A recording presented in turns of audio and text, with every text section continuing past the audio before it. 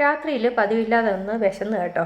ചോറൊക്കെ കഴിച്ചില്ല ഞാൻ, അതുകൊണ്ടായിരിക്കും വിശന്നത്. അങ്ങനെ ഇപ്പം പ്രത്യേകിച്ചൊന്നും ഇരിപ്പുണ്ടായിരുന്നില്ല. ആകെ ഉണ്ടായിരുന്നത് കുറച്ച് പാനിപ്പൂരി, അത് കഴിയാറായിരുന്നു. ഇത്രയേ ഉള്ളായിരുന്നു ബാക്കി. അപ്പോൾ ഇത് പൊരിച്ചെടുത്തു.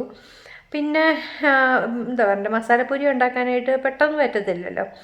പിന്നെ ഗ്രീൻ പീസൊക്കെ വേവിച്ചെടുക്കുകയൊക്കെ വേണം. പിന്നെ പാനിപ്പൂരിയുടെ ഇത് ഇരിപ്പുണ്ടായിരുന്നു. പക്ഷെങ്കിൽ ഞാൻ വിചാരിച്ചു ഒരു വെറൈറ്റി ആയിട്ട് ഇവിടെ രസം ഇരിപ്പുണ്ടേ, അപ്പോൾ അത് വെച്ചിട്ടൊന്ന് ട്രൈ ചെയ്ത് നോക്കാമെന്ന്. അപ്പോൾ ഇത് ഇതുപോലെ നല്ല സ്റ്റൈലിനായിട്ട് ഇത് പിന്നെ പൊരിഞ്ഞ് വരുന്നുണ്ട്. എനിക്കിത് വറക്കുമ്പോൾ ഇത് കാണാൻ വലിയ ഇഷ്ടമാണ്. ഇത് തന്നെ ബാക്ക്, അതായത് ഒരു വശം തിരിഞ്ഞ് കിടന്ന് വറന്നോളും.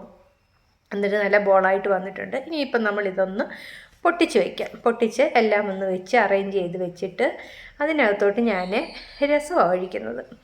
പാനിപ്പൂരിയുടെ പാനിയൊന്നും കലക്കി എടുക്കുന്നില്ല, ഒരു വെറൈറ്റി ആവാമെന്ന് വിചാരിച്ചു. അപ്പോൾ രസം ഫ്രിഡ്ജിലിരിപ്പുണ്ടായിരുന്നു. അപ്പോൾ ദേ ഇതുപോലെ നല്ല തക്കാളിയൊക്കെ അരച്ച രസമാണ് കേട്ടോ. അതിങ്ങനെ കുറച്ച് കൊഴുപ്പൊക്കെ ആയിട്ട് രസം ഇരിക്കുന്നത്. അപ്പോൾ അതൊക്കെ ഒന്ന് ഒഴിച്ചു. പിന്നെ മല്ലിയില ഇല്ലായിരുന്നു, തക്കാളി അരിയാനുള്ള സാവകാശമൊന്നും കിട്ടിയില്ല. ഉള്ളി അരിഞ്ഞതിരിപ്പുണ്ടായിരുന്നു. ഉള്ളി അപ്പോൾ ഞാൻ അതിനകത്ത് ഇട്ടു. മല്ലിയിലയും തക്കാളിയും ഉണ്ടായിരുന്നെങ്കിൽ ഒന്നുകൂടെ നല്ലതായിരുന്നു. അപ്പോൾ ഈ രീതിയിലൊന്ന് ട്രൈ ചെയ്ത് നോക്കാമെന്ന് വിചാരിച്ചു. എന്നിട്ട് ഒക്കെ അറേഞ്ച് ചെയ്ത് വെച്ച് ഇച്ചിരി ചായ ഇരിപ്പുണ്ട്. അപ്പോൾ ഇതെങ്ങനെയുണ്ടെന്ന് നോക്കാം, കഴിച്ചിട്ട് പറയാം. കാരണം ഞാൻ ഇതുവരെ ഇങ്ങനെ കഴിച്ചിട്ടില്ല. കഴിച്ചിട്ട് അഭിപ്രായം പറയാം.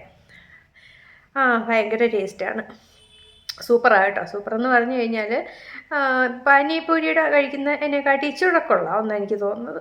പിന്നെ തക്കാളിയൊക്കെ ഉണ്ടായിരുന്നു, ഞാൻ പറഞ്ഞല്ലോ, ഒന്നുകൂടെ നല്ലതായിരുന്നേനെ. മല്ലിയില ഉണ്ടെങ്കിൽ അതിൻ്റെ വേറൊരു ടേസ്റ്റ് അല്ലേ, ഒന്നുകൂടെ അടിപൊളി ആയേനെ. ഇത് തന്നെ സൂപ്പർ, മതി. ഇത്രയൊക്കെ മതി. നമ്മുടെ ഈ പെട്ടെന്നുള്ള ആ ഒരു വിശപ്പ് മാറിയല്ലോ. ചായ ഉണ്ടായിരുന്നു, അതും കുടിച്ചു.